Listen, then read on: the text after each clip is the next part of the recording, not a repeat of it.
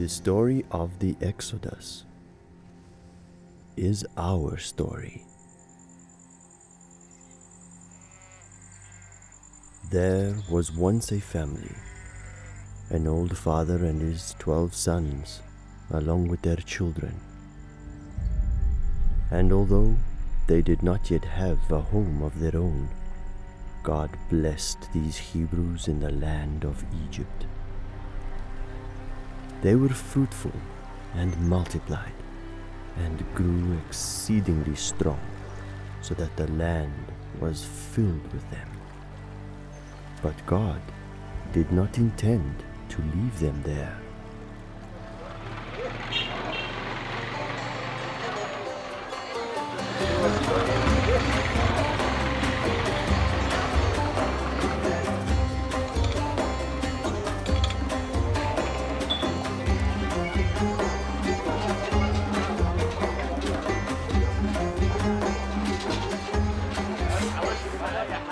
Cairo, an ancient and modern melting pot.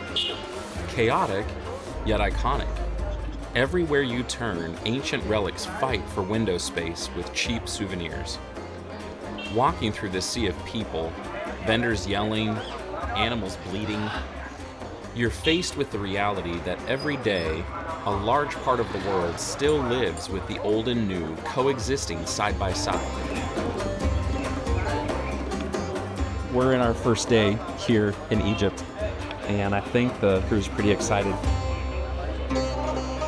I'm about to meet someone who lives here in Egypt. Her name is Miriam, and she's going to be telling me about the market and about Egyptian culture and what it's like to live here and grow up here. A local's perspective on living in Egypt, a place with such rich history. Miriam? Hi, Jeremy. Hi. How Nice are to you? meet Me you. too. So for you, Cairo is home. Yes, How long have you lived here? 25 years. 25 years. Yes. So as I was flying in yesterday, Okay. I was sitting next to somebody that's local, and he commented on New Cairo versus Old Cairo. Completely different things, Yani. Yeah. The first thing that you will notice something like that, and now the architectural buildings from a very past era, in Old Cairo, that you feel that you're really in a very historical place. In New Cairo, that you feel that in other countries like Europe, but here, that you feel that you're really in Egypt. Back home, if something's 100 years old, it's old. Here, you're going back thousands of years Yes. and finding things, and even some of the buildings, and that's old. So totally different for us. Yeah. So we've got this great restaurant here.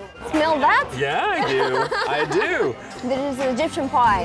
You want to try? I would love to try some.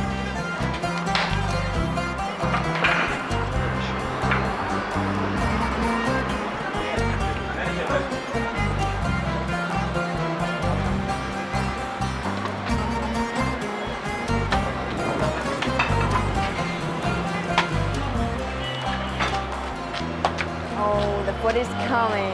Oh. So what all did you get in it? Sausage and some vegetables. It is great. Yeah. How long have they been making this food? Okay, this place was more than 100 years. Established, I think, 1907. It's This more than- restaurant is Yeah. over 100 years old. Yes, it's completely different about the modern cafe. In this place, you will get some things for more than 1 century, for a long time. It's really, really an amazing and historical place. What is the name of this market? Khalil Khalili. Okay, and do you have a favorite place in the market? Do you want to see it? Yeah, I would love to. Let's go. Okay. I love going through markets. This is the Wadi Street. What do you think? It is amazing. Really? It's beautiful, all the detail in the building here. Yeah. So what makes the street so special? This is the oldest street in specific in Islamic Old Cairo. Okay. It returns to 969. They laid out the street at the very beginning of Cairo foundation.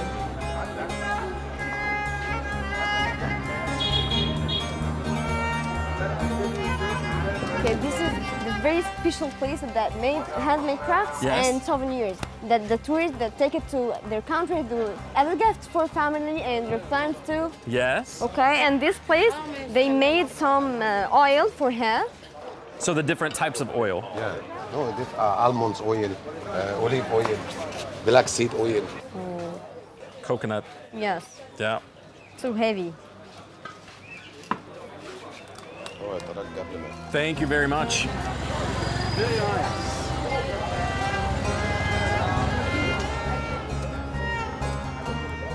Filming here proved more challenging than anticipated.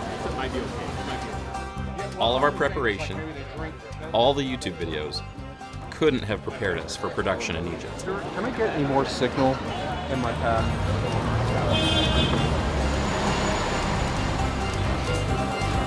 Okay, let's talk about, we end this journey Yes. in this specific coffee. Yes. It's called Kaltoum. Kaltoum. Khartoum. Yeah, Okay. you didn't know her. No. She's a very famous singer here in Egypt and around the Middle East. Some people, the Middle East, call her a Easter planet. Yeah, Kaltoum, like more like this place. She's like a bridge too. This place like a bridge between an old Egypt and a new Egypt. So you're saying that that's something that's always going on, where you have this rich heritage and culture and history, and you have evidence for it everywhere. Yeah. But then you still have the new, you still have living people here that's been here for a long, long, long time. Yes. But it's gone through many changes. What has it been like to live in a place with such history, but it still goes through change? The change, we have to change because every day we have new things around the world. Sure. So we have to change and we have to be more modern. Yeah. But the old. So there's a place for the old. Yes. Yeah. That you feel that that you appreciate that you belong to this place. Well, it has been a fantastic day. Thank you. It was so much fun. I look forward to doing it again someday. I'm very happy to see you and very happy to be with you today. Thank you.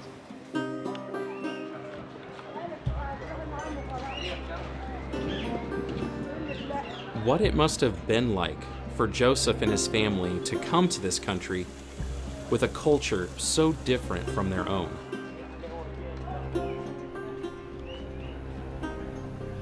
While God had blessed Egypt through his people, there arose a new king who did not know what God had done. So, Egypt ruthlessly made the people of Israel work as slaves and made their lives bitter with hard service. Now, the more the children of Israel were oppressed, the more they multiplied, until Egypt was in dread of them.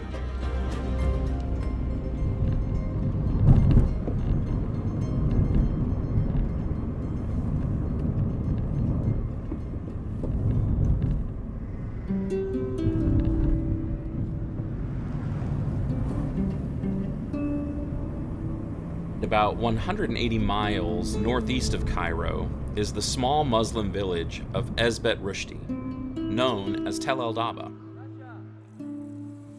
The fields outside of Esbet Rushdi were first excavated in 1885 by Swiss archaeologist and biblical scholar Henry Edouard Neville, and the site has been the source of multiple digs and just as many opinions as to whether this is the ancient city of Avaris, once the capital city of Hyksos and home to an ancient Semitic people, possibly the descendants of Jacob and his family.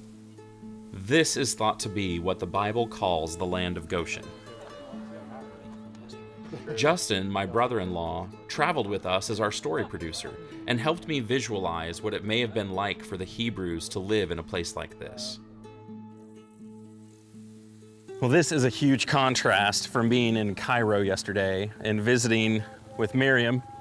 More rural, but we're still surrounded by apartments and a school and mosques. Yeah, you can hear the mosque. And actually, when we flew into Egypt, Yeah. I wasn't expecting it to be quite that brown. This is very, very different. Right. Where we are is Tel El Daba. Right. Tel El Daba has significance because this location is believed to be one of the two store cities that Pharaoh had the Israelites build, Ramses. It's also known as Avaris. So you can see some of the dig sites that they brought out here. There's an Austrian team back in the late 90s, went on through the first, decade of the 21st century. So part of the story here is just how much the Israelites would have actually loved living in this land of Goshen. Right. So Genesis and following that family gets us down into Egypt, because Exodus 1 talks about 70 people came down when they came down with Israel's family, as they came down to be delivered by Joseph. And so there's some people that speculate maybe one of the palaces that was found here at Tel El-Daba may have been Joseph's palace. It's pretty cool, actually, Yeah. looking at the evidence, because some of it doesn't fit Egypt, Right. but it has like an Egypt flavor to it. So it's one of those things that you start to read Exodus and it almost feels like a fairy tale. Yeah. And until you start seeing, oh, there are actual places, locations that we're looking around us and we can see dig sites where, no, the Semitic people had a presence here. This Right. event really did happen. Now let's get on to the important thing, which is the story that they went through. Right. There's still a lot of pot shards around, and it's exciting to me. This is my first time in a situation like this. Right. It's like 3,000 years old worth of history, but people just walking by and using it any which way. But there's nothing to see here. Right. So there's a guy that's associated with the site. He works here. He's given us permission to go and take a look at some of the things that they found here. They were afraid that if they left them out, that people would have taken them, so they've put them. Some of them are on display, some of them are in storage. Our fixer has negotiated with them, and the team is going to be able to go and take a look at some of this.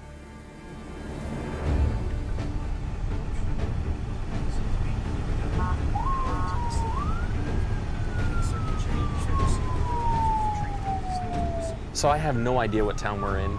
We got about 2/3 of the way and met up with some local police.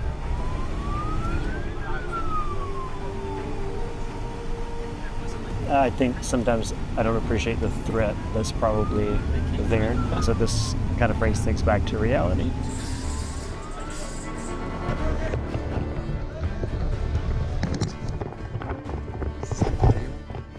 So they just took the camera down. We're waiting outside the gate. There's the police, the national security, and the army.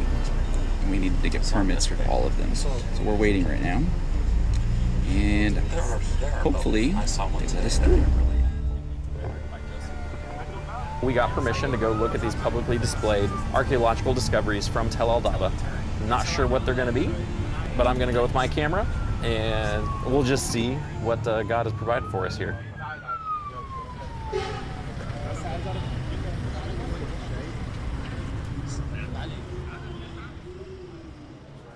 They gave us permission to come down and look at some of the pieces they sent up to this museum, and one of them is pretty amazing.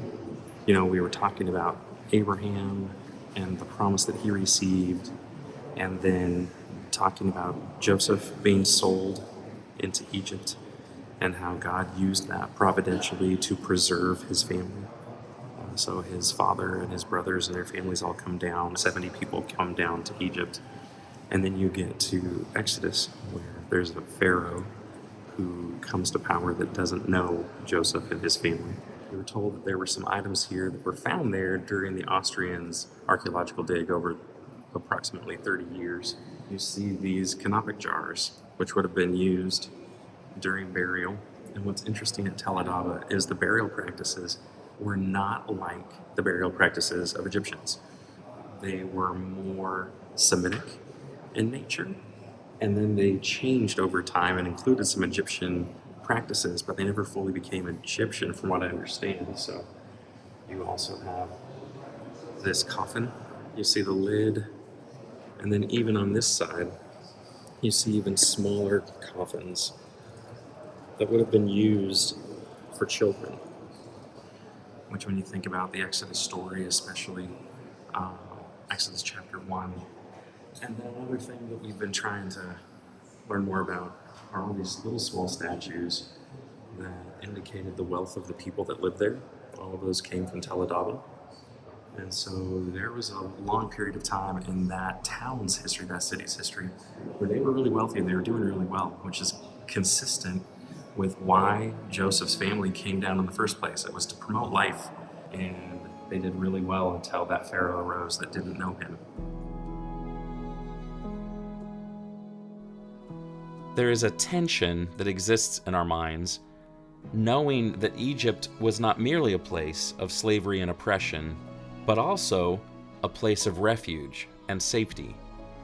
It's fascinating to think about how in the Exodus story, you've got Egypt is a place of slavery you want to get out of. In the Jesus story, Egypt was a haven for a time. And both phrases, out of Egypt I call my son, get Israel out and get Jesus out. As it's just fascinating to get a fuller narrative. God has plans for Egypt, and it's not all punitive. Some of it is helping further the Savior. He's bringing salvation about through Egypt.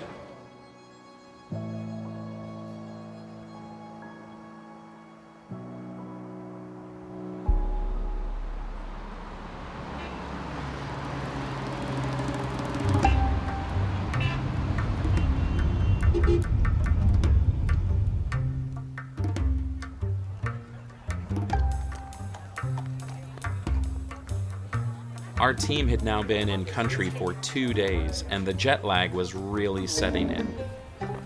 We found exactly what we needed along the shores of the Nile River. One? Yeah. Yeah.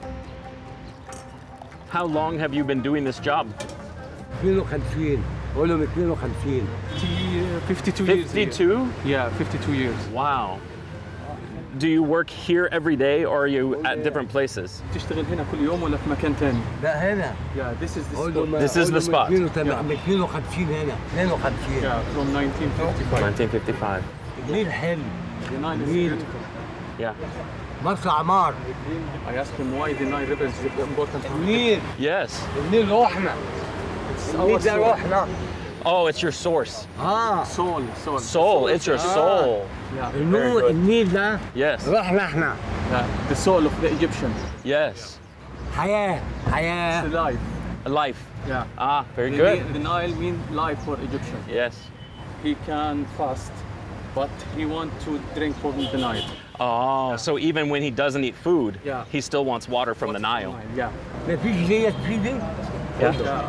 Yeah. If we don't have the Nile, you will not have the coffee. Ah, I see. فين؟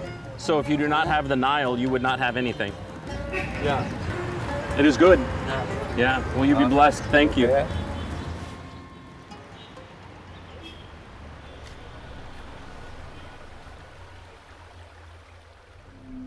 So the king determined to put an end to their strength, and ordered that any son born to the Hebrews should be cast into the Nile and drowned. Now a Hebrew from the house of Levi went and took a wife, and they had a son, a boy beautiful in God's sight. When the mother could hide him no longer, she took for him a basket made of bulrushes, and she placed the child in it among the reeds by the riverbank. And his sister Miriam watched from a distance.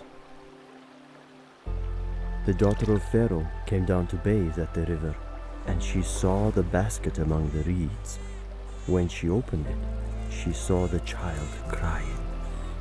She took pity on him and said, "This is one of the Hebrews' children." And he became her son.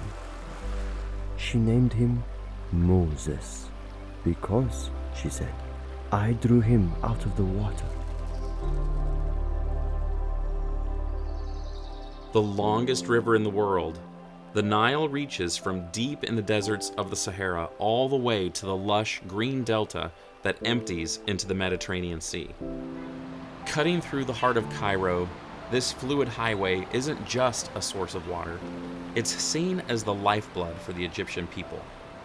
Not much has changed over 4 millennia. Plenty of people make their livelihood here, including this man, who has agreed to take us out on the river. Can I come aboard? You're welcome. Thank you. I am Jeremy. You're welcome, Mr. Jeremy. You're welcome. And what is your name? Bazid. Bazid? From Aswan. Nice to meet you. Egypt. You're welcome, Jeremy.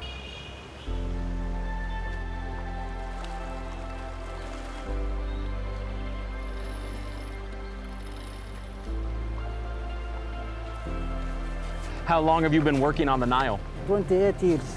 So most of your life you've been working on the water. Yes. What do you know about the beginning of Moses' life? أيوة صح. طبعا. حدثت ساحة النيل. Yeah, he believed that this story happened here. Yes. Me too. Yes. Me too. How important is the Nile River to Egypt? المصريين عايشين عشاك النيل، من غير نيل ما فيش حياة. Can you tell me what the Nile meant to the ancient Egyptians? وتحول مسار النيل كان جنب الأهرامات على طول، بس تحول مساره وتحول على هنا. Yeah. He said all the Egyptians from the region live beside the Nile River, from Aswan to Cairo to the sea. Also, the material and the rocks that built the pyramids was taken from Aswan on boats on the Nile River. Has your family been doing work on the Nile for many generations? Yes, my grandfather all work in Nile. The Nile is the life of Egypt, Yes. but it's very personal for you. It is life for you and your family. Yes, also.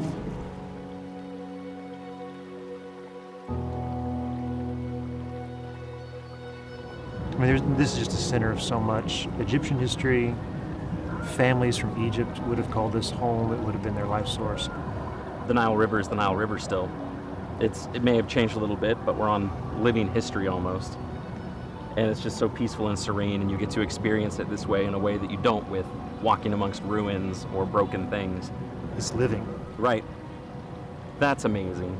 And the feeling that I get being on the water here is really similar to the feeling that I get when I go to like the Sea of Galilee and you get on the boat there and it's still the Sea of Galilee. And being out on the water, it pushes you away from a lot of the hustle and bustle of the city. And there's a lot of that. I kind of imagine what it would have been like for Egyptians, pharaohs, to bring their parties out on the Nile Which River they did. to celebrate their prosperity, Yeah. their place in Egypt, but then to bring doom on a Hebrew people. So it's interesting, the Nile was used by Pharaoh as his last resort to try to reduce the population size of the Israelites in bondage. So they were bringing them to the river and drowning them. And Moses' family tries to keep him alive and hide him for a period of months until he gets too big to do that. And they bring him to the river and they do the best that they can do, which is put him in a basket and entrust him to God, not knowing what was going to happen. The faith of those midwives is they tried to find a way to preserve the life of infants, and the faith of his parents. His parents are mentioned in Hebrews 11 Right. because of the faith that they had and what they saw in Moses. Right. They saw something in him, and instead of doing what they were supposed to do, which would have cost them their lives, they risked their lives to save his. And all of that took place right around here. And for Moses in here, And this became a turning moment. You know, the drama of the nation becomes the drama of this one person, this one child, Yeah. and God's going to use him, and the story moves forward.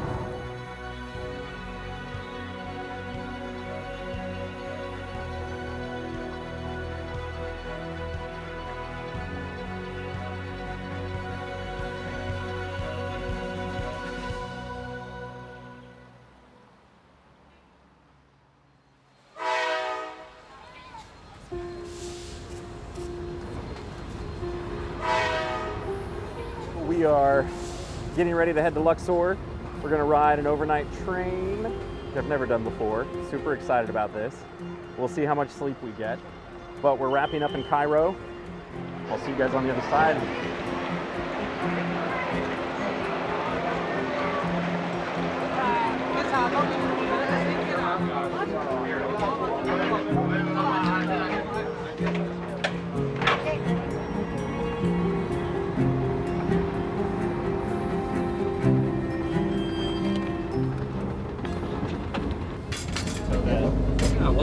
Welcome to my suite. Wow. Thank you. That is.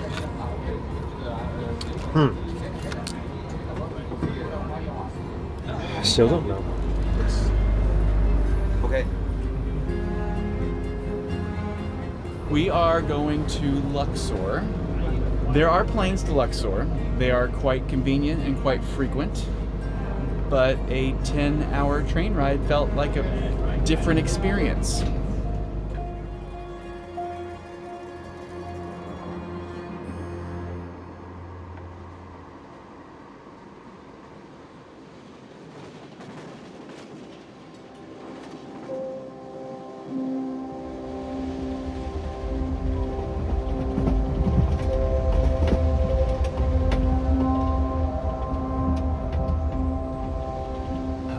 I'm personally feeling it. I mean, the exhaustion and the stress and the equipment and the crew and everything. We haven't traveled this way before. So. Right. Yeah. I feel like I've said that so many times that the culture shock is real, and we've been to Israel, we've been to Turkey, and this is just a different world. So I tell you that yesterday at the Nile, between the guy with the coffee and the boat captain, there was a lot of talk of the Nile as bringing life. I didn't expect that. You go back in antiquity, they didn't have running water, and we just kind of take that for granted. A lot of their civilization was based right along the riverbanks. They've maintained that appreciation, in a big case, reverence for water to a degree that we just don't have. You look out and you see the green, but then you get to spots where we get away from the Nile and it like immediately turns to desert, dry. This might be our stop. Yeah, we gotta go. Okay, all right. So curious to see what it's gonna be like in the next place. Feel a little out of sorts, you know? I just, a little bit of apprehension. The team has been adjusting really well, and so grateful for everybody. So that's been the first stage of the journey.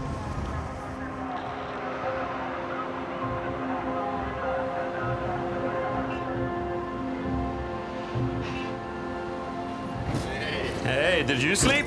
Yeah. I told you before the train, we go the train, it will be awful one. Yeah. He didn't believe me. So you can go here. Go here? Okay. Go here.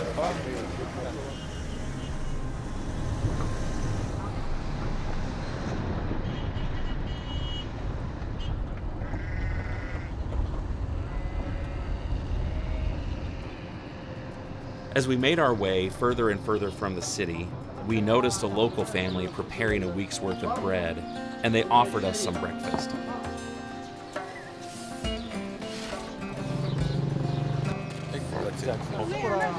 Did he make this oven? انت عملت الفرن ده؟ Yeah? He made it. She wants you to eat. Yes, I would love to try some. Just break? Yeah. It's got a nice crust, but it's soft right there. Yeah, most of Egyptian people use that.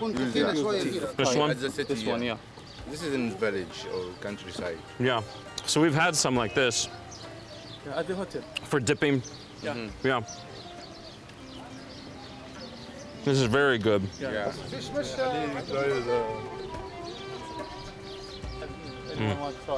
How is it? That's really good. Isn't it good? It's almost like a sourdough. Yeah.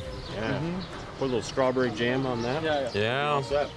Oh, he's bringing some cheese. Yeah, this is cool. That's a meal. It's better than McDonald's. All right. Thank you. Thank you.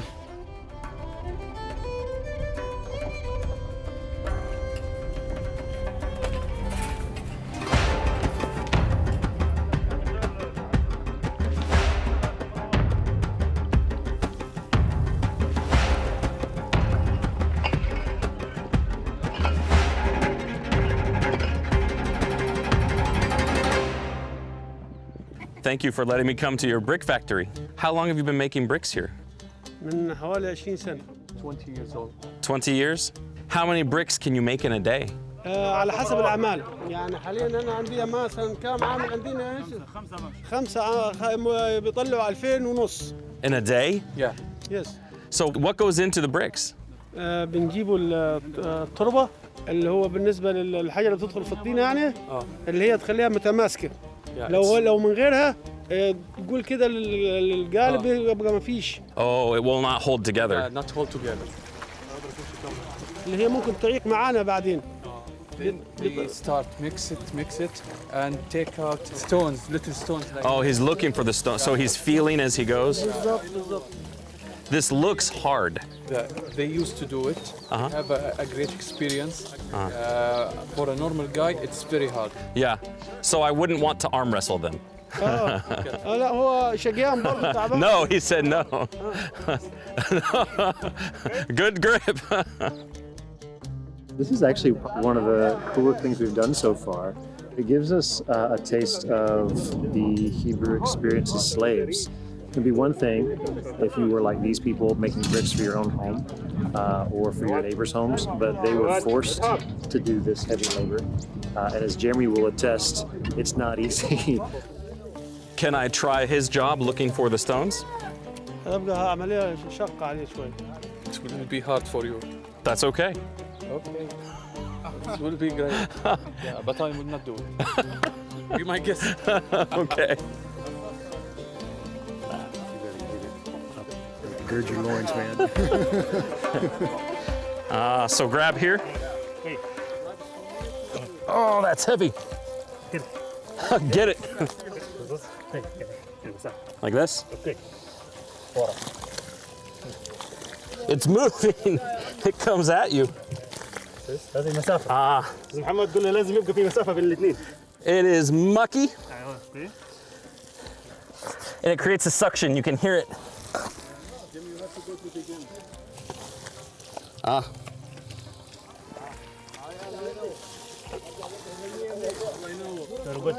Yes. You're faster. You're faster. Thank you.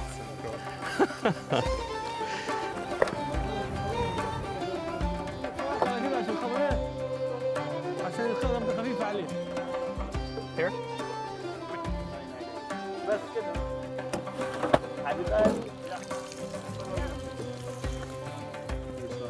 And he rolls it on the ground.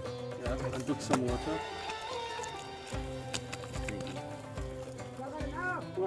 You make it look easy. Yeah? Yeah, you know. He knows. لما قرب له قال Let's start from scratch. لا خليه هنا عشان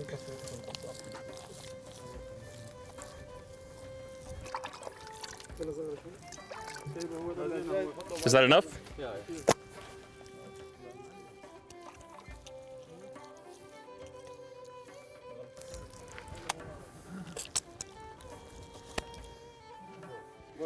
Yes? It's good. He said if you work here, you will be good. You need. I would have a job. Yeah. I would have a job. I think we need a friendly competition going here. Craig, why don't you come see how you can do with bricks, man? Yeah. More water. Yeah, let's just see who makes the prettiest brick. All right. So I'm taking this. Put it up alongside. Oh! لا كمل دينا. تاني. Yeah, more mud. ده هتخليه قلب مفشل. Water. Water, yeah. Okay, lift it up. Good. Good. Oh, okay. Who made it better? I think Craig's is better than that. Yeah.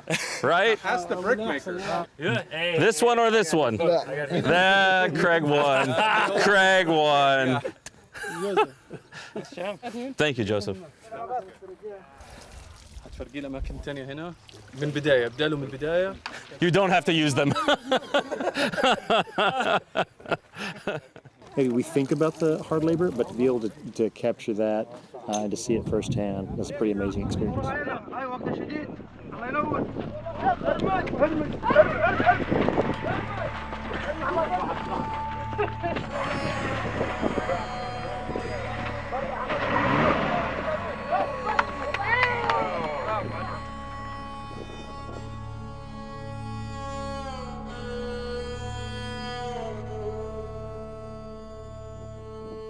Seeing the process of making the bricks was eye-opening for me.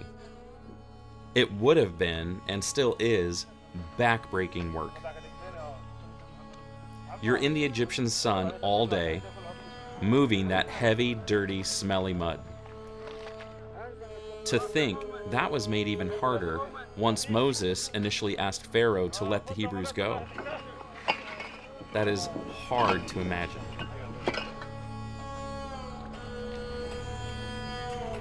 The people of Israel groaned because of their slavery and cried out for help, their cry for rescue from slavery came up to God.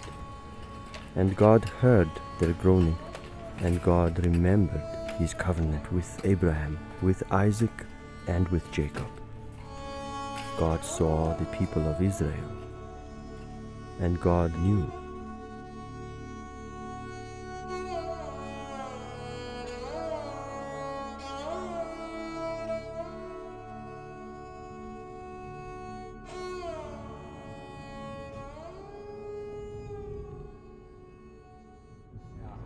I was thinking about it, just like all the different gods and stuff here. It's gonna be interesting to see the comparison between the one and the many. Yes. Wake up, the I am piece of it. Well, the emphasis all the way through, then people will know that I am the Lord. And setting himself up above everything else. But what's the everything else? I don't think you have a firm grasp of the everything else.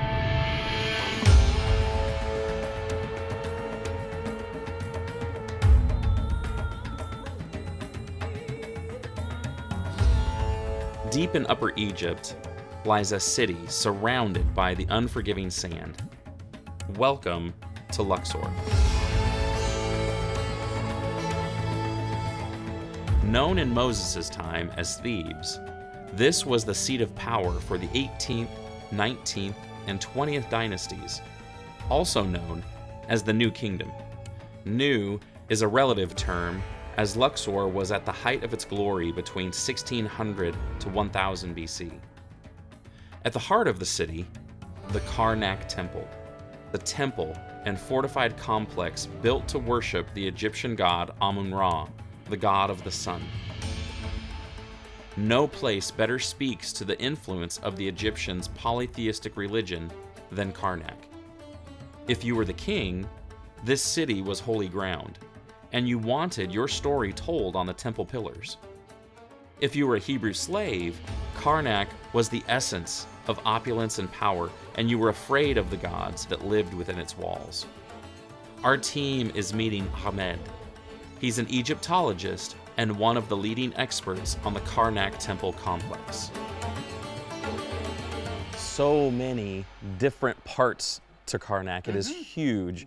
How does it fit into the chronology of Egypt? So Karnak actually, according to the chronology and according to what we found here, we took about 1900 BC, the 12th dynasty rulers who built a shrine to Amun-Ra at the far eastern side of Karnak.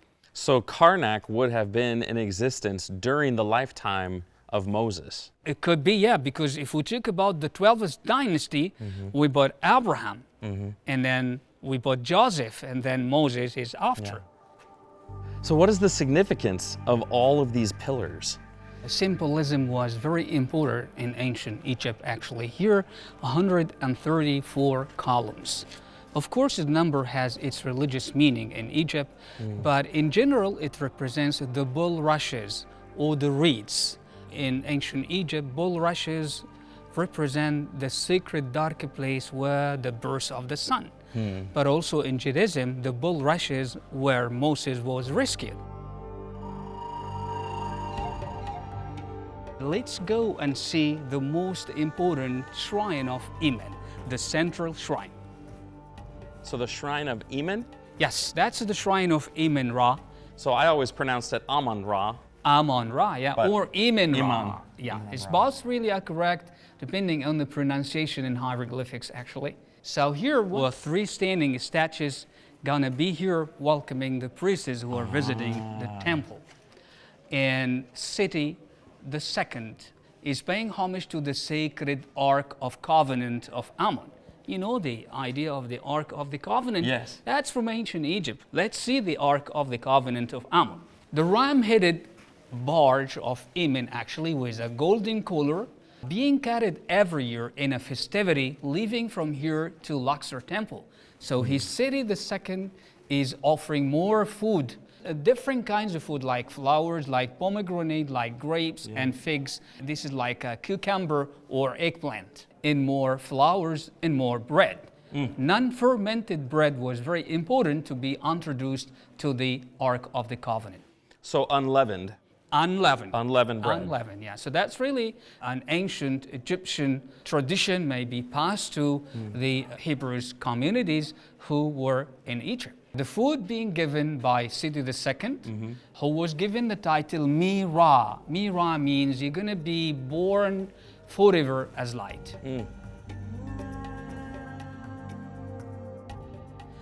As we saw the stone architecture, now we have the earliest Egyptian architecture, mud brick structure. How far back does this go? Well, actually, mud structures date back to more than 4,000 years before Christ. Wow. We talk about pre-dynastic, but actually this is very recent. You can say 400 BCE, but we are still debating why it is here.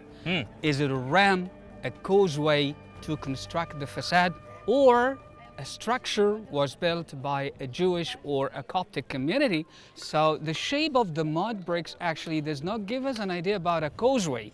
But mud brick goes back a long, long time, even before this. True. That's, as you know, there are a lot of villages that are still doing it, and we have scenes of mud industry in the walls of the tombs, an amazing show, different people. There were Nubians, there were Egyptians, there were Canaanites and Syrians. Mud brick industry was the work of poor families at that time. Not only Jews, but still Egyptians who did it. So Jeremy, we're moving now to see one of the most fascinating and important objects at Karnak, this wonderful marble altar. Actually, we have different altars, a horned altar, and then a flat altar. But we're still debating actually what is the function of this altar. Did they use this altar to put the burned offerings, if it is a big religious community lived here and practiced or performed the ritual? Did they have the burned offerings on this marble altar?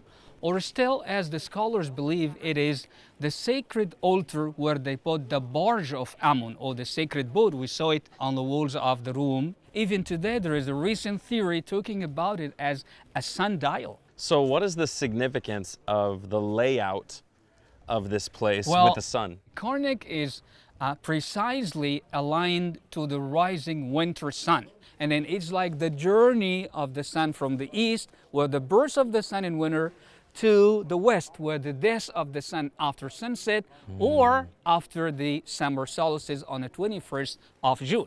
And amazing in hieroglyphics, this long avenue from the east to the west was given the name in hieroglyphics as Wat Em Ra, Uben, the sacred root where Ra rises, and Wat Em Ra, Heteb, the sacred root where Ra sits. Do we know how far back the Egyptians worshipped the sun?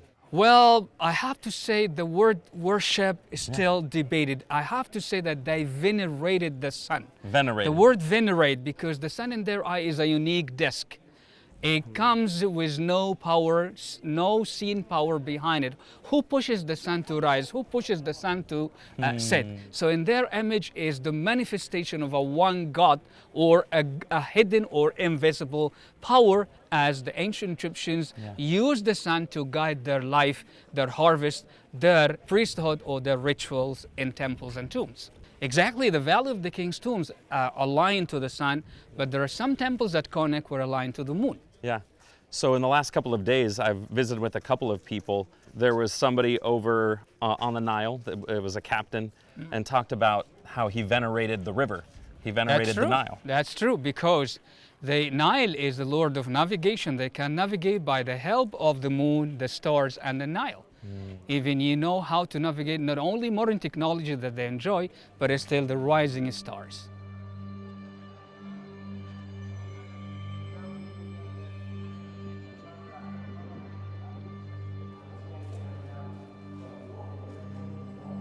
Here we are in the most important part in the temple. We call it the Holy of Holies, or the sanctuary. And actually it was in hieroglyphics per neter, which means the sacred house of Imen, where there was a statue of Amun. The birth of the sun starts from here.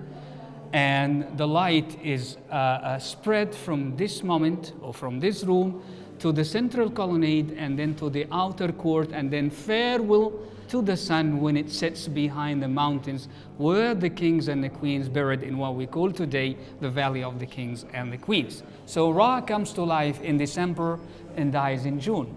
And this is how life imagined by the ancient Egyptians, the beginning of the universe from darkness to shadow life to light, and then back again to the world of night or darkness behind the mountain. Very cyclical. That's what we call the cyclical time in ancient Egypt, from darkness, shadow, light, and darkness again. Why is the stone so dark? I'm assuming they would make sacrifices. Of course, still sacrifices and offerings is a big topic in ancient Egypt. They have their meaning. Sacrifices that were really very important. Rams were prohibited or were not really sacrificed in ancient Egypt because they were representing one of the manifestations of Amen as a ram-headed divinity. That was the clash between the Israelite community and the Egyptian community because of that kind of animal sacrifices. If we talk about the Pharaoh of the Exodus, this is really a big topic. Who persecuted them? The word the Pharaoh actually means a tyrant because he made himself the sun, which is really still, I think this is the glory of the Bible and the Quran and the religious texts. That's we still search for the Pharaoh. From today to the end of the world. So the event happened. It happened. It happened, absolutely, it happened. But who was? This is still the question. Still a question. The question,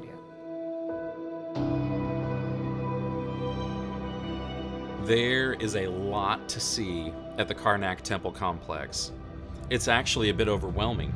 What you have are layers upon layers of history. This site stretches more than 600 years across 3 Egyptian dynasties. There's a lot that I'm processing from my visit. For one thing, the connection between icons we see in the Bible to ancient Egypt. The Ark of the Covenant wasn't a new concept to the Hebrews, and the Egyptians had a room in their temple considered to be the Holy of Holies, similar to what we see with the tabernacle and the temple in Jerusalem. This made me think of a couple of things. First, as God described how he wanted to be worshipped, he used some concepts that would have been familiar to the Israelites, but then gave details that were unique to his relationship with them. For example, he instructed them to build the tabernacle and the Ark of the Covenant to communicate that he was present among them. But in contrast to Egypt's many gods, he was one God, and insisted that there be no physical depictions of him, no idols, no carvings, which is a demonstration of his compassion for the Hebrews. Next, I think these similarities help to reinforce the truthfulness of Scripture. These hieroglyphs, these rooms, are extra-biblical sources that point to similarities with what we read in the Bible. I love that. I think it really helps us better understand the world of the ancient Hebrews. You read about how wealthy the pharaohs were, the lifestyles of the rich and famous, like this is how they live, and people perceive them as deity. And that's what Moses was connected to. He was adopted into a family like that. And he turned his back on that and walked away from that, especially when he went into Midian and starts serving as a shepherd. Moses was keeping the flock of his father-in-law, Jethro, the priest of Midian. And he led his flock into the west side of the wilderness and came to Horeb, the mountain of God. And the angel of the Lord appeared to him in a flame of fire out of the midst of a bush. He looked, and behold, the bush was burning, yet it was not consumed. And Moses said, I will turn aside to see this great sight, why the bush has not burned. When the Lord saw that he had turned aside to see, God called to him out of the bush, Moses, Moses. And he said, Here I am. Do not come near. Take the sandals off your feet, for the place on which you are standing is holy ground. Now you shall see what I will do to Pharaoh. For with a strong hand he will send them out, and with a strong hand he will drive them out of the land. And the Egyptians will know that I am the Lord.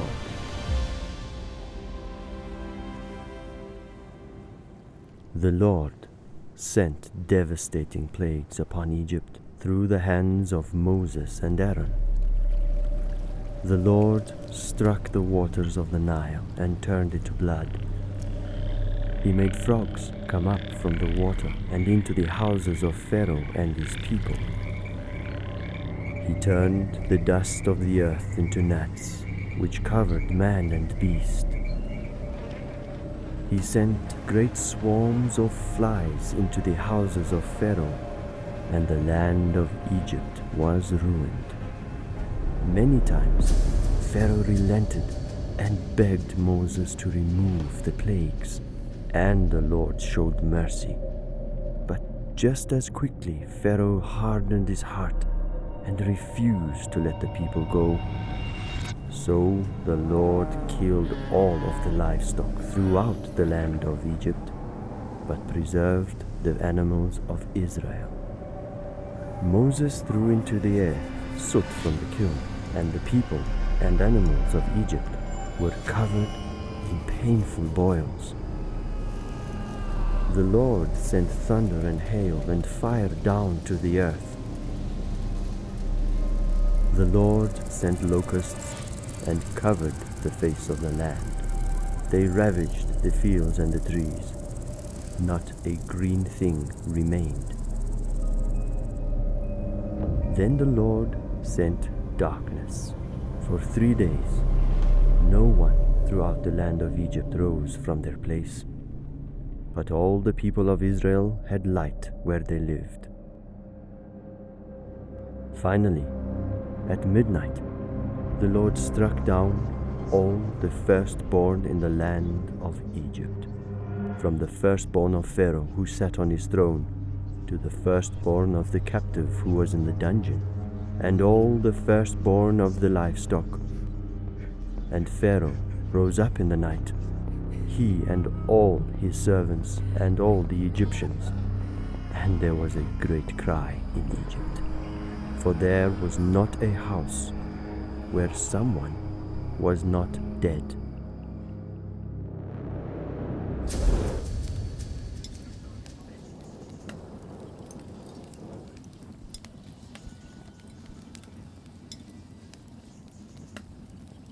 When you think of the Exodus story, the 10 plagues come to the mind of everyone who's ever heard this story, and they culminate in the death of the firstborn. How does being here impact the way you think about that pivotal moment in their history? One of the details of the death of the firstborn that haunts me, and it's hard to imagine what that must have been like and felt like for every family in the country on the same night to have the firstborn male in their family die. And it talks about how the nation cried that night and what the wailing must have been like, especially in more populated places. Now, God did that. Yeah. That wasn't something that just happened to a people, this strange kind of pandemic that spread through Egypt. God chose to inflict them with this. God is demonstrating his justice. Pharaoh has been oppressing the people of God. He's been murdering sons of Israel by having them put to death, thrown into the Nile. It's a form of genocide. God was giving him so many opportunities to stop and let his people go and to respond, but Pharaoh keeps revealing how hard his heart is and continues to harden it. God has been asking him to let his people go. And even with the 10th, there was a warning. From the very beginning, right? Yes. He had told Moses, Israel's my firstborn son. If you don't let them go, I'm taking your firstborn. Right. So there's always this calculated justice, compassion. He's going to deliver his people, but he's going to punish the ones who persecuted them. You're a father. We've all experienced death in different ways. You can't make it through life without being touched by it. But you have sons. I have sons. In fact, you've lost. I've lost sons. Yep. But losing the firstborn, can you talk a little bit about emotionally what that would be like, but also what would it do to the family dynamic in that time period to lose your firstborn? Well, everything changes. I mean, there's so much responsibility and blessings that are given to the firstborn because it's assumed he's going to take over in that patriarchal way. And so that shifts, especially in ancient cultures. God has broken Egypt. And it hasn't just been a judgment specifically against Pharaoh. God also is revealing this is a judgment against the gods of Egypt. He's demonstrating that he is exalted above what the Egyptians are worshiping, that he is not like them, that he alone is God. And so there are multiple levels. God is still compassionate and merciful and patient, but that patience has an end. And as traumatic as that was, it was not arbitrary.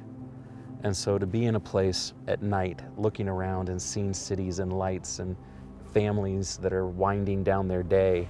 Imagining lights going on or off. All of a sudden, the pandemonium and the chaos that would have been going on that night as Pharaoh finally relented and in his heartbreak let the people leave, not fully grasping that it was his decisions that brought them there. Right. Every man shall take a lamb according to their father's houses, a lamb for a household. The congregation of Israel shall kill their lambs at twilight. They shall eat the flesh that night, roasted on the fire, with unleavened bread and bitter herbs they shall eat it. Then they shall take some of the blood and put it on the doorposts and the lintel of the houses in which they eat it.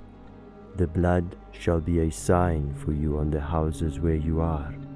And when I see the blood, I will pass over you, and no plague will befall you to destroy you when I strike the land of Egypt. And on that very day, the Lord brought the people of Israel out of the land of Egypt by their hosts. But Pharaoh again hardened his heart and pursued them with his army and his chariots. And Moses said to the people, "Fear not, stand firm and see the salvation of the Lord."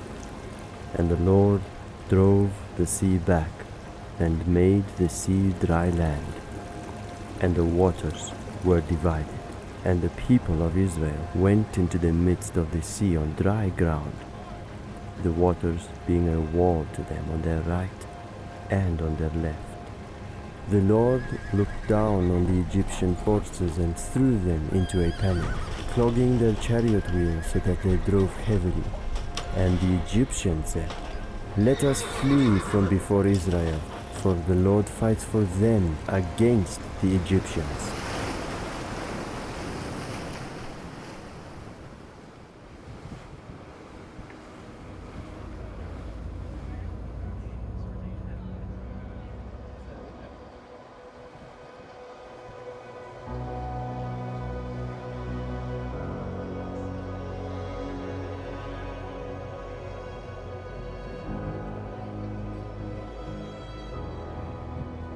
When you look at the size of the Red Sea, and to think about what God had to do miraculously to provide a wide enough, dry enough path for that large of a group of people to move through in a single night, it's miraculous, it's supernatural, it's not something that just happened.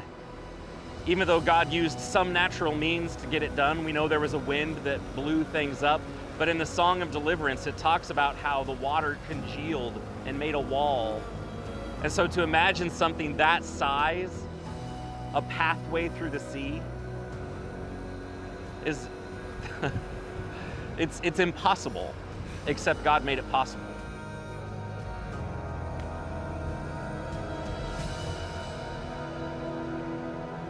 So the sea represents this dividing line between slavery and freedom.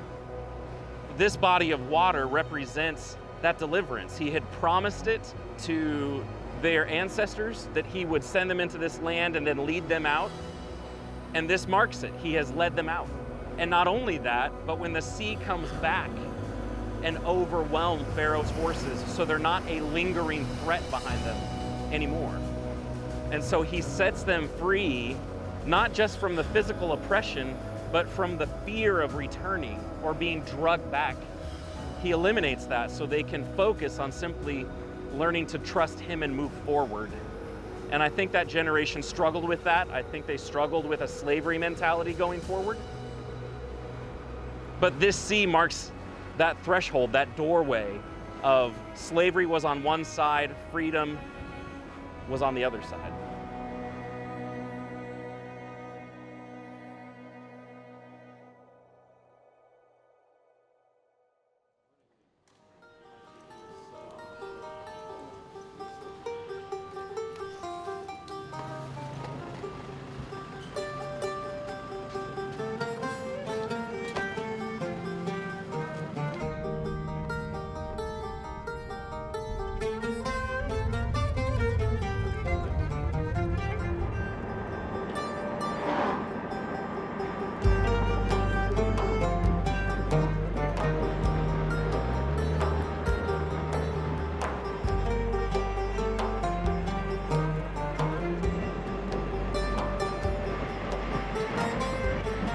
While the Egyptian forces no longer pursued the Hebrews, this area was and is still considered part of the nation of Egypt.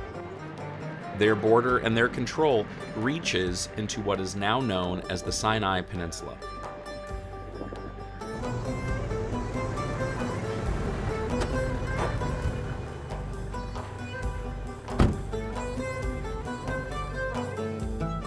What do you have?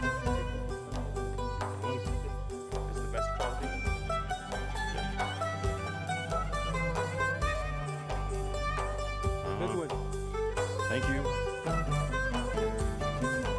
And now I'm local. He's the winner.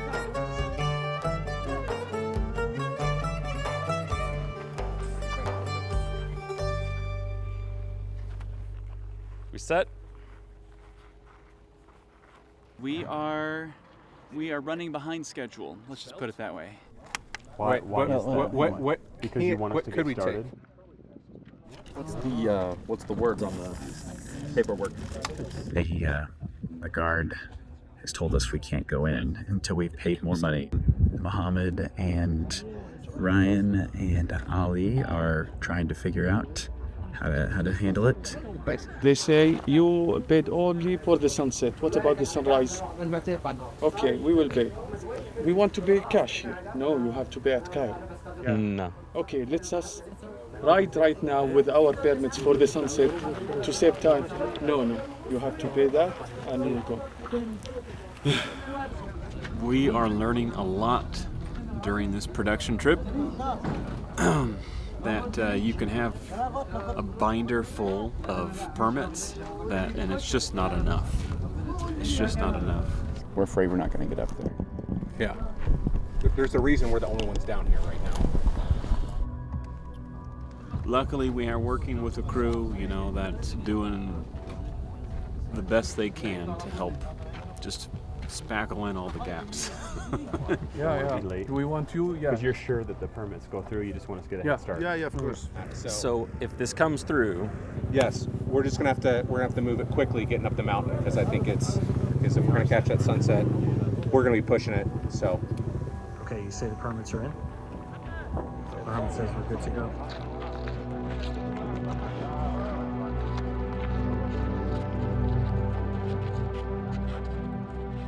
Mount Sinai.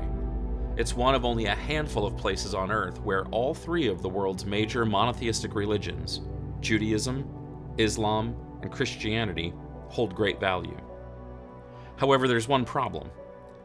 We don't know with 100% certainty where the biblical Mount Sinai is, and the location is hotly contested by scholars and YouTube commentators alike. Our team chose to visit the traditional site near St. Catherine's Monastery in the Sinai Peninsula, named Jebel Musa. Jebel is mountain in Arabic, Musa referring to Moses. Numerous sites across Egypt, Saudi Arabia, and Jordan are thought to be a possible location for Mount Sinai. Two primary sites are fiercely contested here at Jebel Musa and Jabal al-Lawz in Saudi Arabia. We are not planting a flag saying this is the site, but instead we're using this as a backdrop to consider one of the most important moments in all of Scripture, the giving of the law from God to his people. So, we're hiking up. We finally got on the trail, maybe 3 hours late. And this is my guide, who has been doing this for how many years? 17 years. 17 years. And he's a part of the tribe that goes back many generations here. What is the name of your tribe? Jabaliya. Jabaliya? Jabaliya, it's meaning people who live in mountains. And down the valley you can see the monastery of St. Catherine where they found Sinaiticus.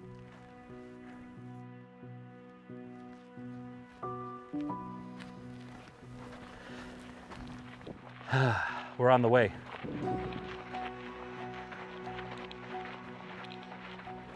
What is this building up here? This is church. This mountain is called Transfiguration Mountain. Ah. And God said to him, look to this mountain. Oh, This look day- to this mountain. Yes. And God passes this way. Yes, Transfiguration here. The main purpose, the mountain will be in front of the Moses mountain.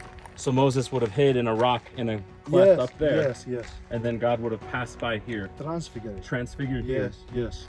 The story, this is the place. This is the smashed mountain. What's that? You said we have to move back. Yep. Yeah. You want a sunset? Okay. Just as it wasn't easy for the Hebrews who were now thrust into the wilderness out of Egypt, we too discovered that getting to the top of this mountain would prove challenging. An 80-year-old did this. It didn't say if he was chasing the sunset. This is amazing and exhausting. So we're in the shade catching a breather and then we'll keep going.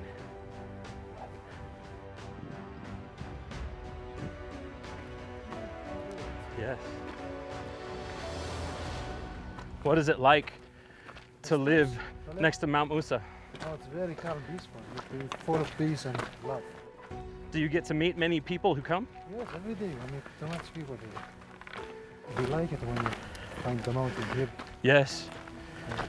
What do you feel for you? Exhaustion.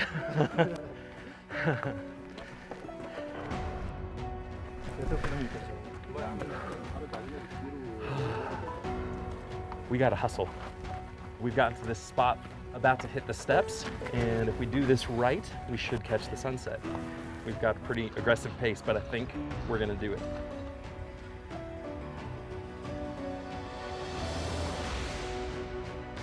Climbing the 700 steps to the top.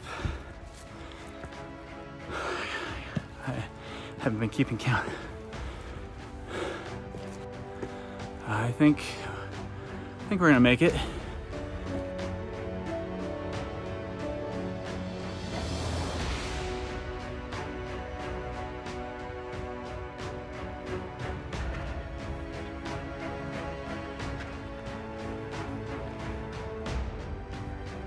That is incredible.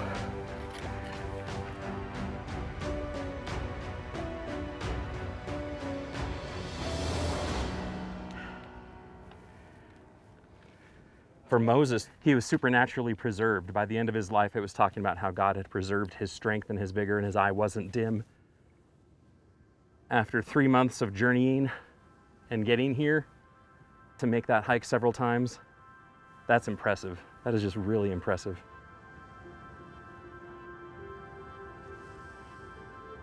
Oh, look at those colors come out. What are you thinking about right now?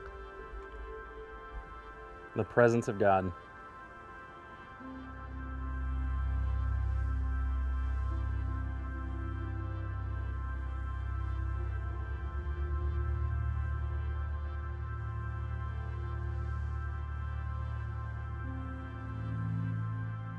This was the place where Moses met God in the burning bush when he was taking care of his flocks in Midian, and God commissioned him.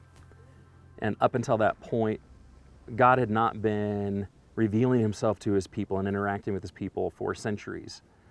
And so Moses brings God's people out of Egypt to this place to meet the Lord and to enter into a covenant relationship with him. And Moses goes up and down this mountain, and when he comes down from interacting with God, his face is shining because he's been interacting with the presence of God. The struggle to get here is worth it. Oh man, it was worth it. And even for the Israelites, they did not know what it would be like to meet God out here. They just didn't know. They hadn't done it before. Exodus wasn't written. It had not happened yet. For them, it was all new. So they were heading into the unknown. They were coming out here by faith. And God was trying to establish a cultural memory for them that he was the God who had delivered them. Hallelujah! Look at that, look at that. Yeah. That's the way I should be walking all along. You made it with a cane? I made it with a cane. Good job, man. Where are you from? West Virginia. West Virginia? Just the mountains. Congratulations. And you made it in time for that. What does it mean for you to be out here? I don't care what it was going to take. I wanted to make this journey. Yeah. Because I believe in one God. I do too. And besides him, there is no other. Yeah. That's what it's all about. Yeah. I prayed all the way up, and here, I'm on the top. And I'm excited. And that's what life is all about, isn't it? Yeah. You keep on trusting God. Yes. Believe in him. Believe what his word says. Guarantee you'll make it to the top. Yeah. That's what it's all about. I'm excited for you. I'm excited. Thank you for taking the time to talk to me. Sure. God bless. You too.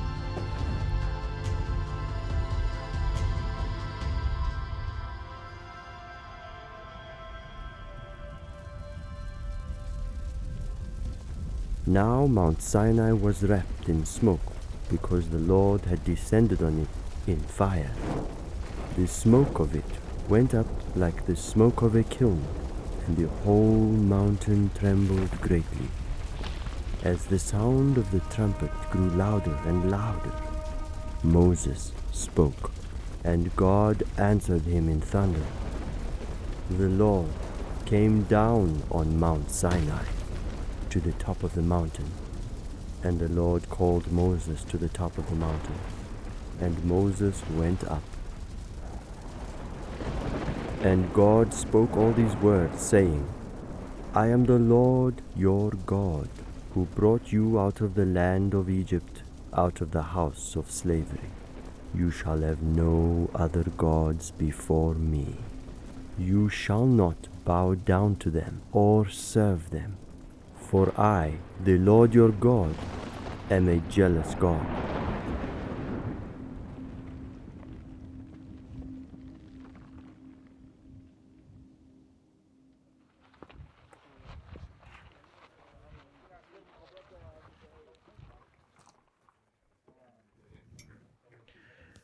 So off to the side of where we were standing, underneath the mosque, are these steps going down into what is called the Cave of Moses. And there's not much to it. Pretty small. On Mount Sinai is where Moses asked to see God's presence, for God to dwell with his people. Some people think this is the traditional location where God let just a small piece of his presence be witnessed by Moses to comfort him and to reassure that he was going to go with them despite what had happened with the golden calf while Moses was up on the mountain. Not much room. There may not have been much room. But to have a spot like this that's been maintained and thought about is pretty special.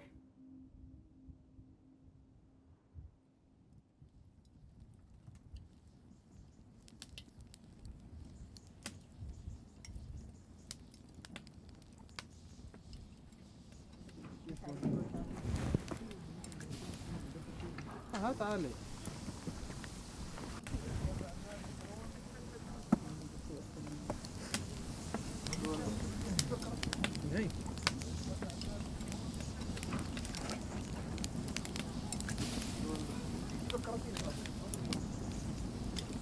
After years of traveling like this and going to religiously significant places, it's rare to be there by yourself. And that's actually one of the joys of it. You get to meet and interact with people, some who hold different beliefs than you, some who share very common beliefs with you. Because this is the story. There are other mountains that are easier to get to, less military to deal with and government regulations. Well, this is one of the few locations, you know, the Temple Mount in Jerusalem is one of them, but this is another where you have this intersection of the three monotheistic religions of the world. I mean, you've got Judaism and Islam and Christianity, and they all stake a claim to these events. And so this is a story that everyone connects to. Not just a story of one people coming out and being made into a people here. It's a human story. Through the Exodus itself, through the judgments, through the Red Sea parting, God was going to make his name known. In one sense, he was going to make himself known to the Israelites. And then with Pharaoh, he was going to help Pharaoh know that he was the Lord. And then he's going to help the world to know that he is the Lord. And that's still going on. You know, God is making himself known through what happened in the Exodus. And the culmination of that happens here. When we teach the Bible classes with the kids, we focus on the birth of Moses, slavery, the difficulty. It's the exciting part. The plagues, you know, the deliverance through the Red Sea. You get here and it's all law, and it's like, okay. Right. But we don't think through God establishing his presence among his people in the closing chapters. Right. We get to the golden calf and teach the golden calf, but we don't always jump forward into Moses trying to intercede and God revealing himself to be merciful and full of everlasting love.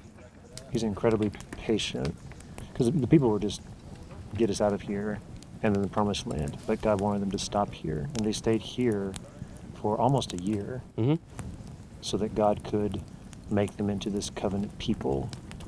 Some of the things that happened in a location like this. We passed by a place earlier. I can imagine 70 elders and Moses and Aaron and his sons right there eating before God. And I don't know what happened there, but you can imagine it. I can imagine it. Yeah. And being in a place like this, it just, God did those things and the people responded in those ways. Out of all the nations of the earth, he was making them his people. And so later in the Pentateuch, when you get to Deuteronomy, and Moses is reminding the Israelites of their journey and of their deliverance and all of these things, he talks to them about what nation is there that heard the voice of God from the mountain and lived. No other nation had that experience. Every nation can see their gods. Yes. But here's a God who's not seen. But he was heard, right? Because to hear his voice is to have an opportunity to respond, to build a relationship. I mean, I'm hearing your voice right now, and you're communicating thoughts and ideas, and that's what God wants with his people, is he wants this two-way relationship where we're responding to each other. Earlier, we were all sitting around after we had been up there for the sunset, and we're talking about our aches and our pains, and this was really hard, but it was worth it. There is a bonding process that takes place through turmoil and strife and suffering. You had this large family that got developed in Egypt over 400 years. Right. So they had this shared experience of being delivered, this shared experience of coming to Sinai, this shared experience of hearing God give them law. As they keep going, they're going to continue to have these shared experiences and a refining of their law and their culture. And God's preparing them for that. So by the time they reach Canaan, when they get there and they're ready to go in, they're not just a family anymore. They're a nation. They're a nation. And God's point is, what other nation in the history of the world started that way? So the law, the 10 Commandments, the significance of that, why those 10 words? The first 4 words are highlighting the importance of their relationship with God. This is how you're going to interact with me. The last 6 talk about how to interact with each other on a very high level. It's not everything they need. It's not everything they need to know, and so it gets refined, and then you get to Leviticus, and then you get more details. But key to all of that, God starts the 10 words with, I am the God who delivered you out of Egypt. He's not just giving them law to give them law. He attaches his law with what he has done for them and how he has revealed himself to them in a very personal way. Right. So it's not just some ambiguous moral code, it's connected to Jehovah. and what they've come to learn about Jehovah personally. So the Ten Commandments are not like, here's how to be good so that you get credit with God. No, and he likes you no. and you're good with him. But it's, here's how you respond to a God who saved you. Yes. And to love God and to love each other and to be this covenant people that God saved you to be. So you can see why it's not just saving them so important, it's bringing them and making them all that He'd purposed them to be. Yeah. Lovers of God, lovers of each other, this family. The story of Exodus doesn't start with Exodus 1. It starts with Abraham's family and how they come into Egypt. But going back to the promise God made to Abraham in Genesis 15. Right. Abraham is heartbroken over the fact that he doesn't have children yet. Right. That promise has not been fulfilled. Where he has him look up, God challenges him to count the stars. And he says, that's how many kids you're gonna have someday. I'm gonna keep this promise to you. But now it's not just Abraham's family. God says, no, Right. my family. Well, and he even predicts there's going to come a time where your children will go into a land, right, and I am going to deliver them out.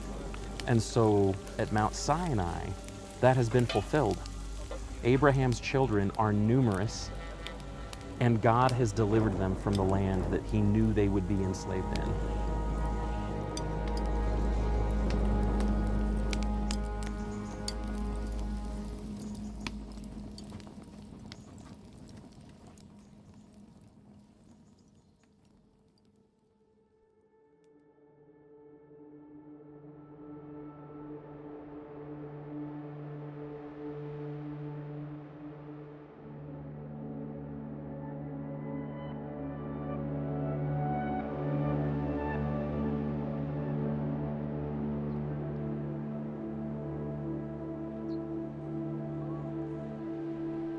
This was a new day for God's people. The giving of the law was a pivotal moment in the forming of their nation. This moment would go with them all the way to the cross of Jesus.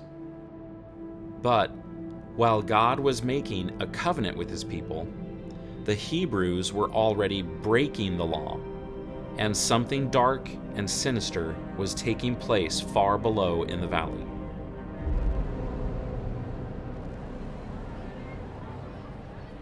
When Moses delayed to come down from the mountain, the people gathered themselves together to Aaron and said to him, "Make us gods who shall go before us. As for this Moses, the man who brought us up out of the land of Egypt, we do not know what has become of him." So Aaron received the rings of gold that were in their ears and made a calf. And the people said, "Behold, the gods who brought us up out of the land of Egypt." And they rose up early the next day to worship. They sat down to eat and drink, and rose up to play.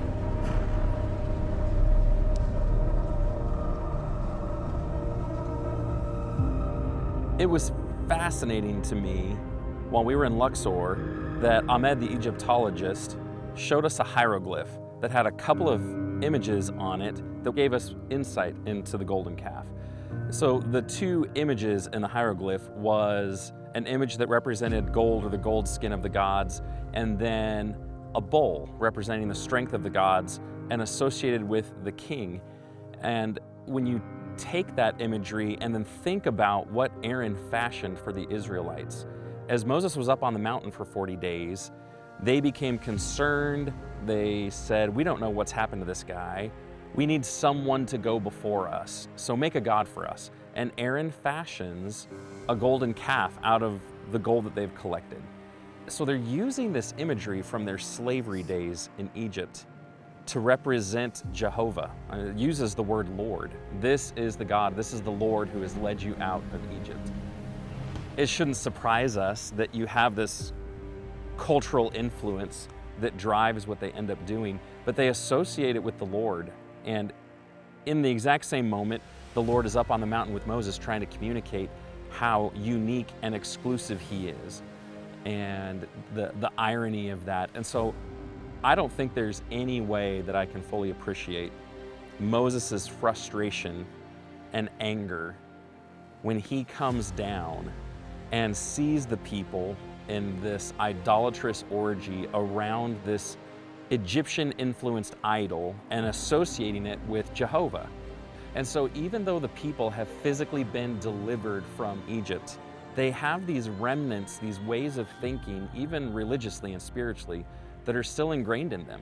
They've physically left Egypt, but emotionally and spiritually and in so many ways, they're still tied there. And especially that generation. You see it in the generation that immediately experienced it. And God is trying to set them free from that.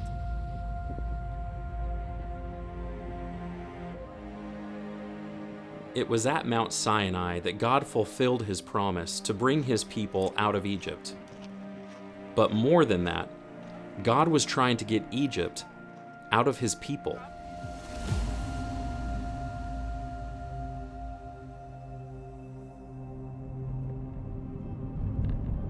It's been a little bit over a week now since we arrived in Egypt, and we're done.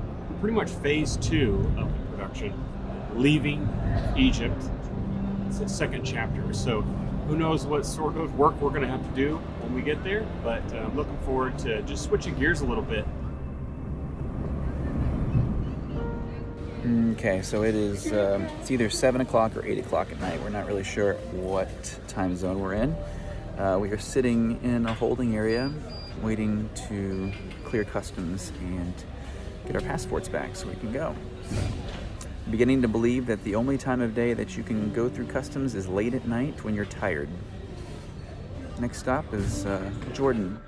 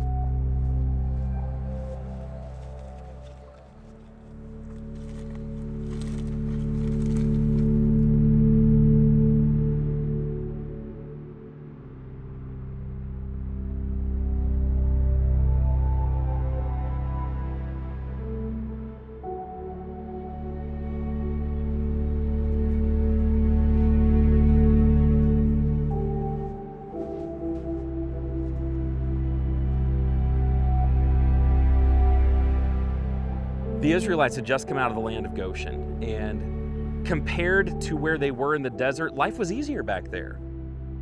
Food was readily accessible, they had put down roots, there was a community, and you leave all of that ease, even though they were in bondage and enslaved, you leave all of that ease and come to this. And you don't know where you're going, and you're just doing it day by day, and the sand, the desert wants to kill you. And it makes sense why the Israelites would have struggled in their faith and challenged Moses, like, why'd you bring us out here? Why'd you bring us out here to die? Slavery and bondage was easier than this. It was better than this. And they just didn't have a different perspective. So being out here in this, I understand why they were struggling.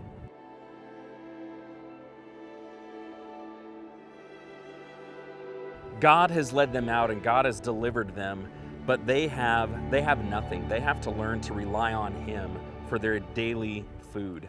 They have to learn to rely on Him for direction, for provision. And being out here, there's nothing they can do on their own. They're not going to put down roots here. They're living a nomadic life, and they left roots. And so they're just living in this in-between space, which is so hard to do, wrestling with whether God's going to fulfill the last part of His promise to take them to a land of rest, because this is not it.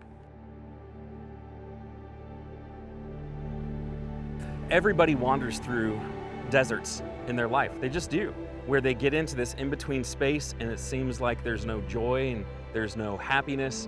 They can't see 1 foot in front of them. They can't see what's coming the next day. And they have to learn to rely on God every single day, every step along the way. And those seasons come and go, and we don't know how long those seasons are going to be. For some people, it's a couple of days or a couple of hours. For some people, they go into these deserts that may stretch their whole lives. But what the Exodus teaches us is that God's a God of deliverance, and there is life. There's life on the other side, there's hope on the other side, and while you're in the desert, there's still provision. God's with you through that desert. Even though you might not see it or understand what he's doing, he's operating and still saving you. He's still giving you life and sustaining you. Then the Lord said to Moses, Behold, I am about to rain bread from heaven for you, and the people shall go out and gather a day's portion every day, that I may test them, whether they will walk in my law or not. The people of Israel ate manna till they came to the border of the land of Canaan.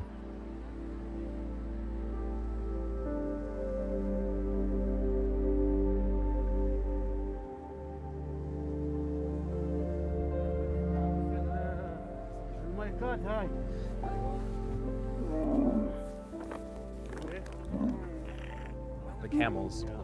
They're beautiful. Thank you. You're welcome. What is on the nose of this one? And yes, no friend carries فيه. Okay. I wondered if that's what that was. Yeah, that makes sense.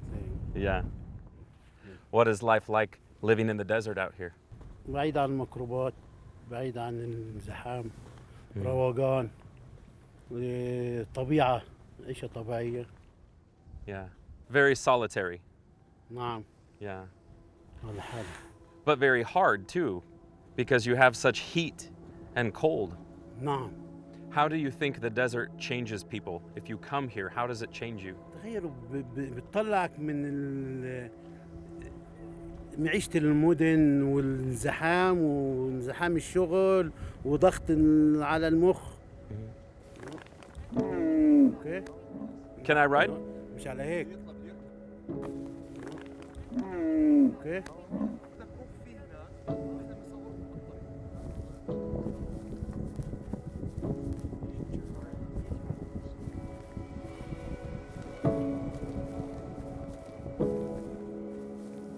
God chose this empty and solitary place to help his people clear their minds and break the cords that still tied them to Egypt. When they arrived at Kadesh Barnea, God sent 12 spies into the Promised Land. But 10 of them lacked faith and convinced the people to rebel. So the Lord sent the Israelites back into the wilderness for 40 years. 40 years. That's a long time to be lost, wandering, looking for direction. 40 years. It was necessary to remove doubt and worry and replace it with faith. We're all wandering in the wilderness at times in our life, stumbling, tripping over ourselves as we look for a way out of our sin and idolatry. But if we allow God to use that time in the wilderness to build our character, to humble us, to teach us to fully depend on Him, if we follow His direction, He'll lead us out and make clear the path we need to follow. So much more happened leading up to Israel going in and conquering Canaan. The Israelites spent 40 years in the wilderness with Moses because of their rebellion and not going in when they should have, that their lack of faith in God and in His strength and in His ability to take these giants in the land that they saw. And so there are 3 more books in the Pentateuch that chronicle the development of Israel as a nation. You have Leviticus, where God gives His law to His people, helping them understand that He's holy and He wants them to be holy, and gives them details about how to do that, and explaining the sacrificial system of atonement. I want to try something a little bit different today. Okay. And I'm going to need your help and probably 2-3 other guys. Some crew. We do. Hey, Nolan, Ryan, you ready to help? We could probably grab a sound guy. Dan, do you want to step in on this? You might need to lose the camera. Okay, so we need everybody to grab the largest rock they can grab. I get the biggest one. You get it because you're the Strongest, all you weaklings. Okay, so we'll come out here and we're gonna set 6 points. So Stu, if you want to set yours right by that rock. This rock right here. Set it next to that. We need to measure. Justin, you want to help me? Yes, sir. So 15 feet. Right. Right here. All right. Okay. And once we get these 4 down, so I need someone else to put a rock here.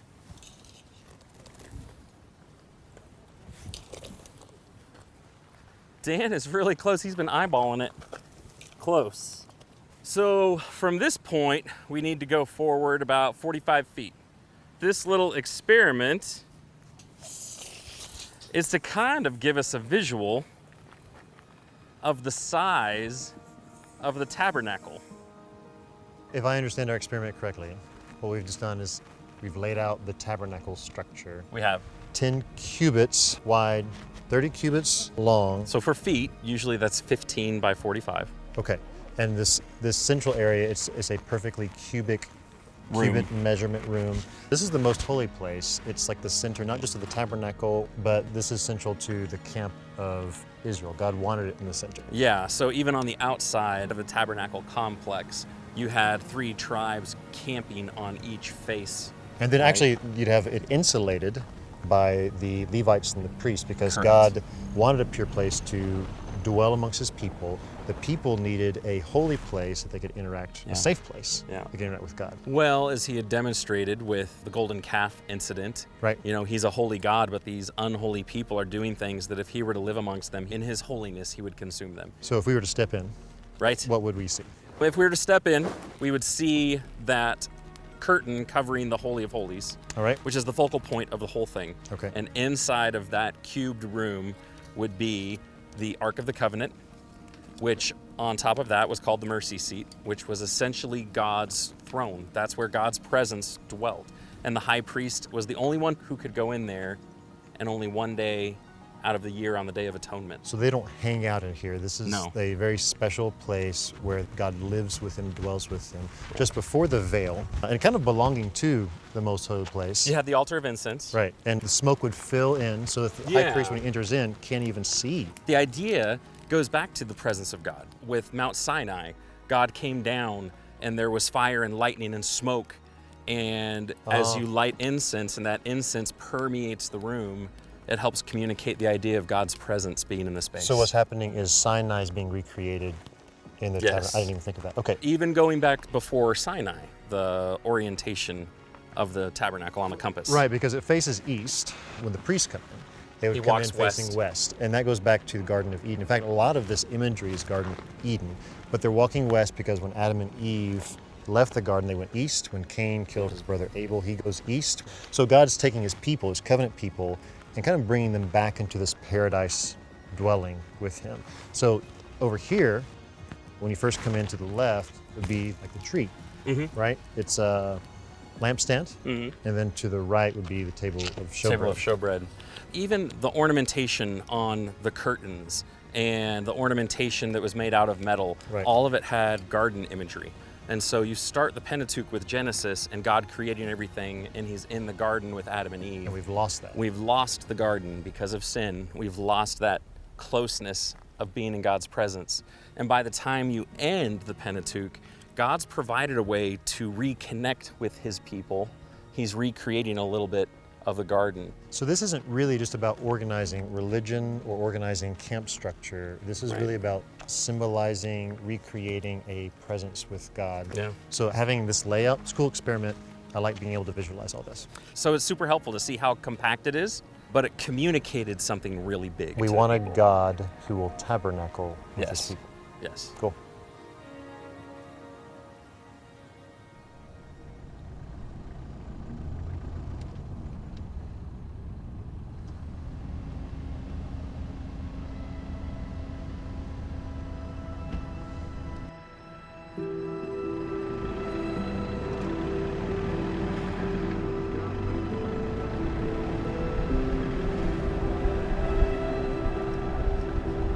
Then you've got the book of Numbers that summarizes the generation that came out of Egypt and the cycle of rebellion and disobedience and judgment that led to them lying in the desert as their children finally went in 40 years later.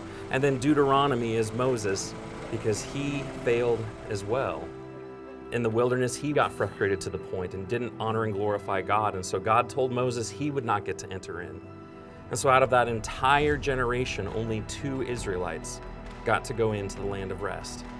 And so Deuteronomy is Moses speaking 5 different times to the people, reminding them of everything that God has done in their history to bring them to this point before he finally goes up Mount Nebo to look into the land in anticipation of what God would do when his time with them was over.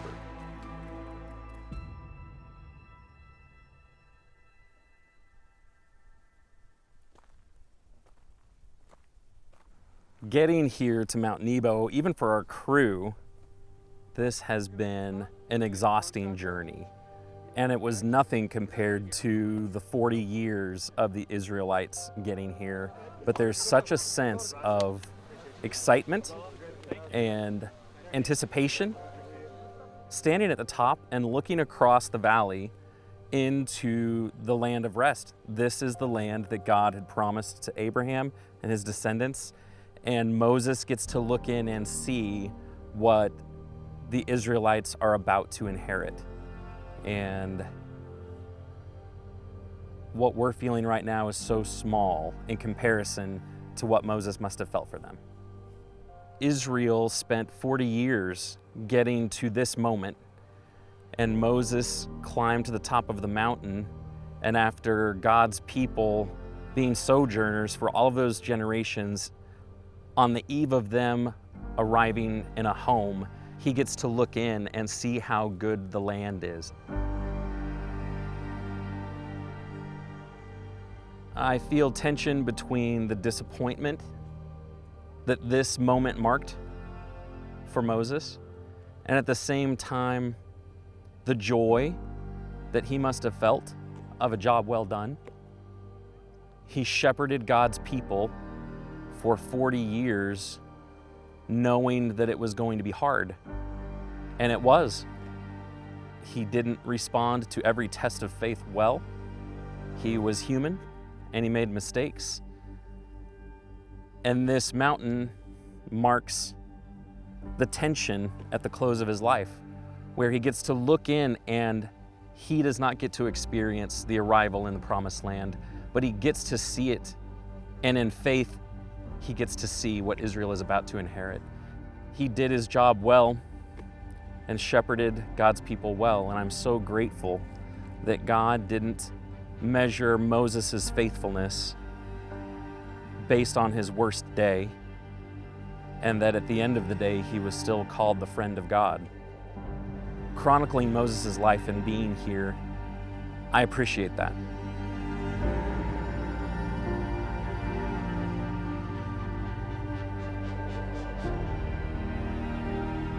There may be some who wonder, what does the story of the Israelites have to do with me?